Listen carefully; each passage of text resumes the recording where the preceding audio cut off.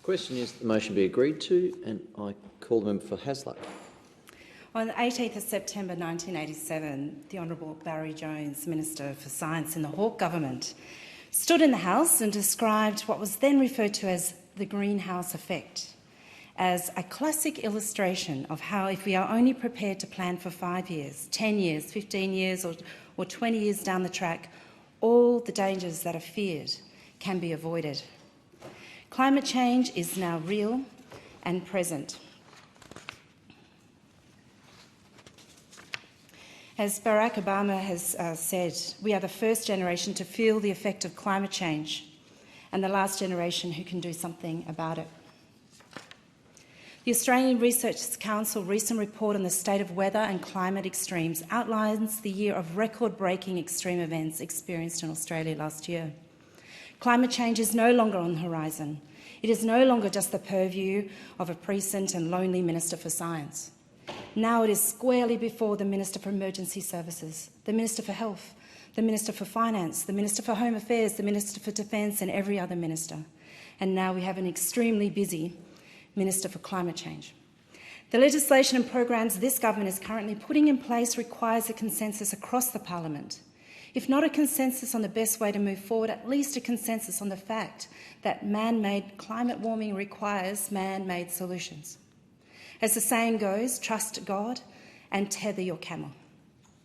We need to agree on the emissions targets set in legislation and that they are floors, not ceilings. That engagement with our trading partners requires serious commitment to emissions reductions.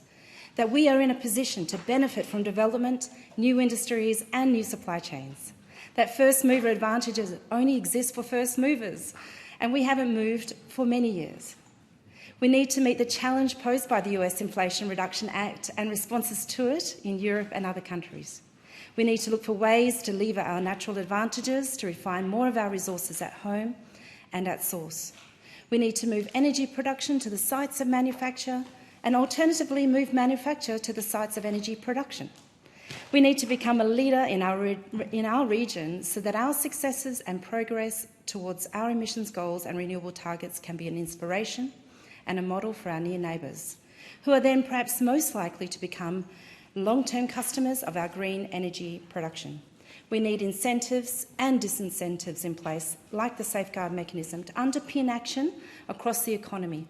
And we need the investment environment that the National Reconstruction Fund will provide to ensure that our innovators can find a foothold each step of the way.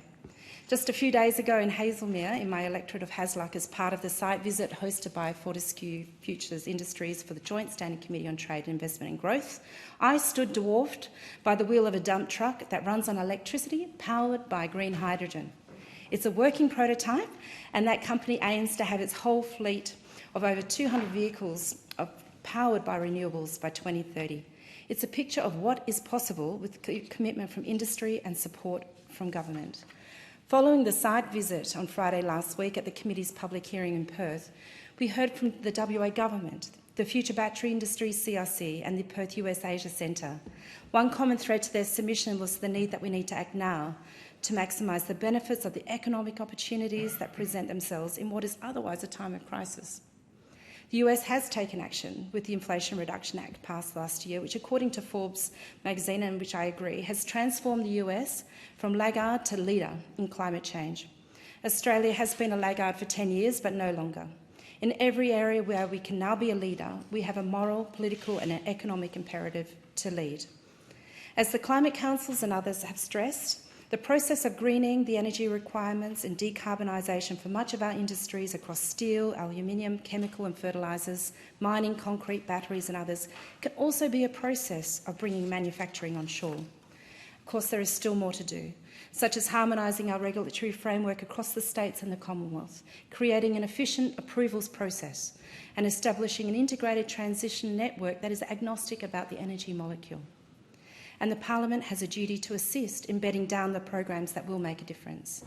We are taking action, and every one of those actions, of course, will be reviewed, because none of us have the luxury of sacrificing the good for the perfect. Russ Garneau states in the Superpower Transformation, Building Australia's Zero Carbon Future, that if we take the opportunities open to us, this country can be responsible for up to 8% of the emissions reduction that the world needs. Let's get on with it.